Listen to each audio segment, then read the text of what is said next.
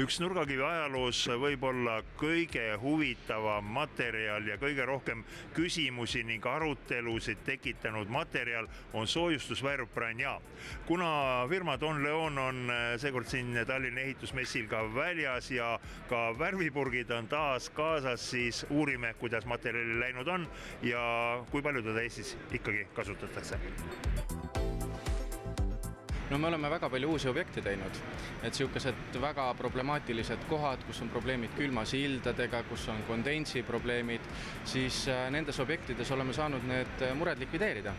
No me oleme kasutanud nüüd Tallinna lennujaamas näiteks seda värvi, seal kasutasime ka meie uut Branja modifikatsiooni, mis on aquablokk, mis on siis veetõkketöödeks. Aga Don Leon on vähemalt minu jaoks selline huvitav firma, kel igal aastal midagi uut ja üllatavat, uusi innovatiivseid materjale oled sa turule toonud. Glasspress armatuur töötab. Et Eestis on meil tänaseks päevaks, ma võin arvata, et kuskil üle 120 erineva objekti tehtud sellega.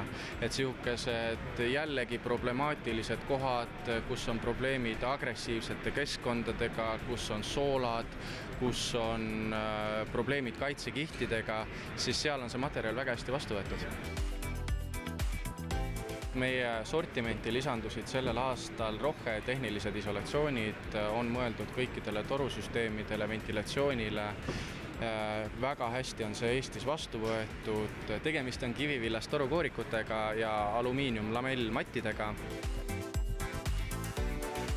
Avasime sellel aastal uue veebipoe ventilatsioonimaterjalidele www.ventilatsioonimaterjalid.ee ja praegu on meil seal kampaania, et kui klient kasutab sooduskoodi ehitusmess 2019, siis on kõikidele toodetele 10% allahindlus.